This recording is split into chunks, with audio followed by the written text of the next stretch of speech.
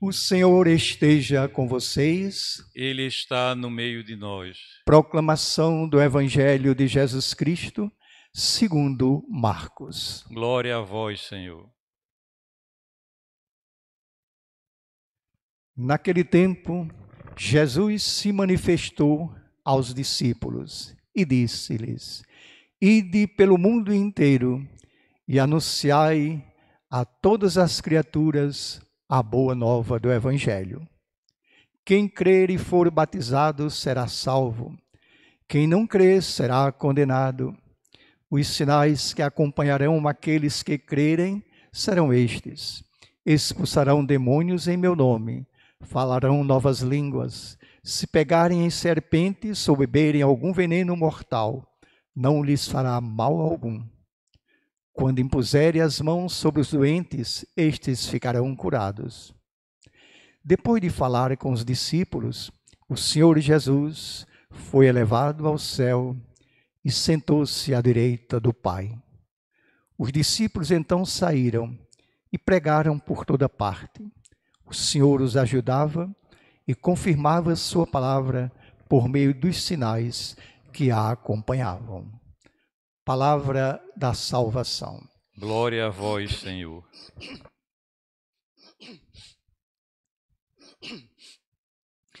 Minhas irmãs, meus irmãos, nós acabamos de recordar algumas cenas dos últimos momentos de Jesus junto com os seus apóstolos, antes de partir de volta para o Pai. E aí, não houve choro, não houve discursos de despedida, não houve abraços comovidos, ninguém cantou "Quem parte leva saudades". O que houve mesmo foi uma ordem e um mandato. Vão pelo mundo inteiro e anunciem a todos os povos a boa notícia do Evangelho. Evangelizar, pois, é anunciar boas notícias.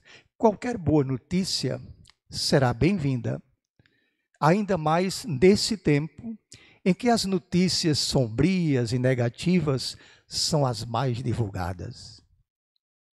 No entanto, os 4 evangelhos são um conjunto das melhores notícias que nós poderíamos desejar. Por exemplo, Deus amou tanto esse mundo que Ele mandou seu Filho unigênito. Mas o Filho de Deus não veio para julgar e condenar, e sim para salvar o mundo. E mais, Deus é amor. Quem permanece no amor, permanece em Deus, e Deus permanece nele. Vejam, pois, nós fomos salvos por um ato de amor da parte de Deus. E é por atos de amor da nossa parte que nós adquirimos o direito a esta salvação. Por conseguinte, há uma perfeita coincidência entre o dom que vem do alto e o desejo que está em nós, entre a oferta e a procura. Tudo que Deus tem para nos dar é exatamente aquilo que nós mais almejamos receber. Por que então que em 20 séculos de cristianismo o mundo não foi evangelizado? Nem mesmo os países que se declaram abertamente cristãos. Falhou, fracassou o evangelho, fracassaram os evangelizadores, fracassamos nós em nosso testemunho de fé e de vida. Segundo o evangelista Lucas, os pagãos olhavam para a conduta dos primeiros cristãos e exclamavam: vejam como eles se amam. E muitos se apresentavam para serem batizados. O que é que eles diriam de nós nos dias atuais? Para essa pergunta, Não existem respostas definitivas, mas uma coisa é certa: respostas teóricas não convencem.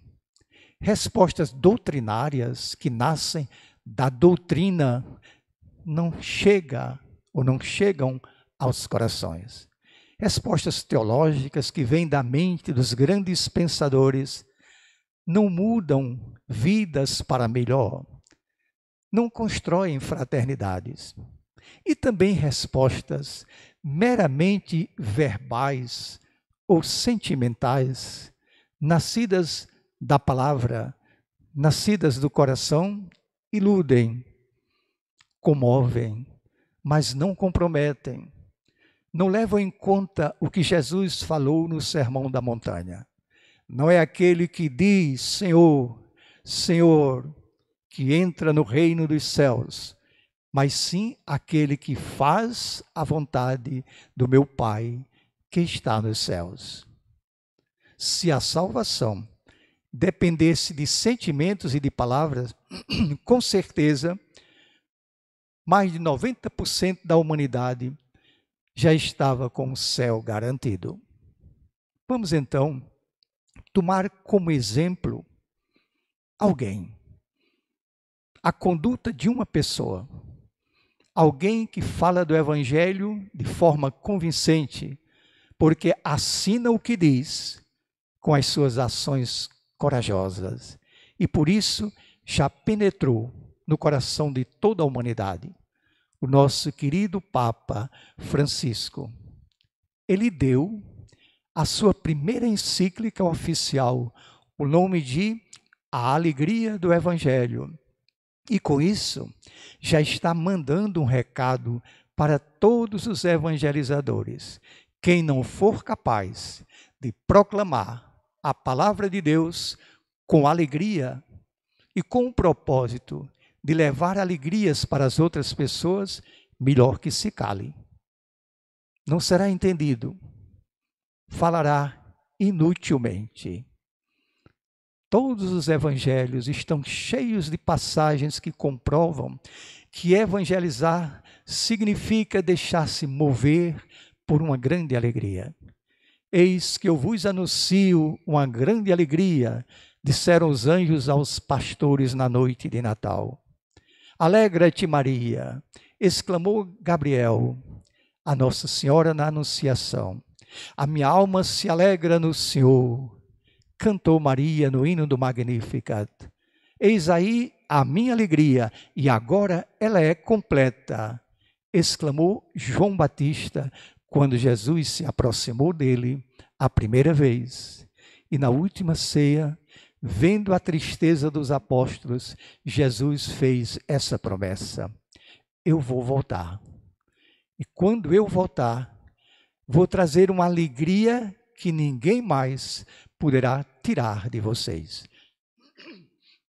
Depois disso, minhas irmãs, o Papa convoca toda a igreja a se locomover, a se desinstalar, deixar suas instalações.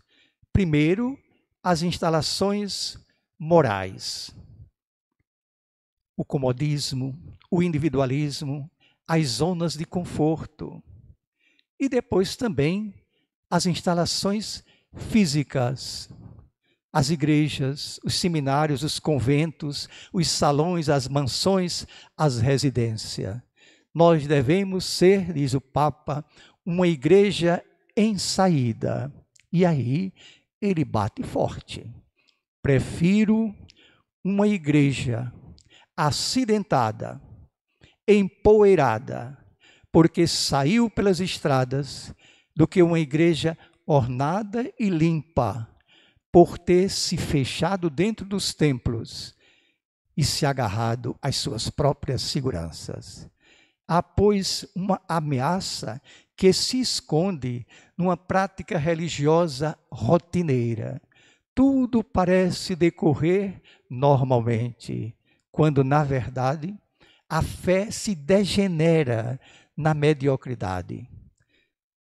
Há cuidados excessivos com a liturgia, há cuidados excessivos com a pregação moral, com o prestígio da igreja, sem se preocupar, em primeiro lugar, da inserção do evangelho nas verdadeiras necessidades do povo. O Papa chama esse tipo de ensinamento de teologia de escritório. Teologia bem elaborada, por pessoas competentes, mas que nunca saem do seu gabinete para se misturar com a vida do povo. Parecidos com os certos usuários das redes sociais. Tornam-se os maiores revolucionários do mundo, desde que não sejam obrigados a se levantar das suas poltronas. E então, minhas irmãs e meus irmãos, tendo nós de sairmos dos lugares de nossa acomodação, para onde vamos? Para onde devemos dirigir os nossos passos? Aí o Papa responde com toda clareza, de preferência para as periferias, tanto as periferias sociais como as periferias morais e espirituais, para lá onde estão os caídos no caminho, os abandonados e esquecidos, os excluídos, os marginalizados e aqueles que não têm nada para retribuir, os que sofrem na enfermidade, os que sofrem o drama da solidão, os dependentes de vícios devastadores e também aqueles que perderam toda a alegria de viver. No encontro com estes, o Papa diz, com as periferias, nós podemos cansar e desanimar. Mas aí ele alerta, devemos ter mais medo ainda de nos encerrar em estruturas que dão falsas seguranças, ou numa pregação moralista que nos faz juízes implacáveis do mundo, ou então em situações que nos fazem sentir tranquilos, enquanto lá fora o povo geme, faminto, e a cada momento Jesus nos alerta, sejam vocês mesmos os primeiros a dar-lhe de comer. Minhas irmãs e meus irmãos, agora que nós temos a motivação, podemos perguntar ainda pelo modo, como, de que maneira evangelizar de forma eficaz, que corresponda aos anseios dos homens e mulheres de nossos tempos. Vamos falar mais uma vez dos exemplos dados pelo Papa Francisco. Quando ele mudou seu automóvel papal, de grife, de luxo, de tradição, por um carro de marca comum e uso popular, ele sabia que seria acusado de demagogo, mas nem por isso recuou na sua decisão. Também, quando ele retirou-se dos aposentos particulares luxuosíssimos do Vaticano para uma hospedaria comum, onde se encontram os funcionários da Cúria, ele tinha consciência de que poderia ser acusado de estar ferindo a memória dos seus antecessores, mas nem por isso ele recuou no seu propósito.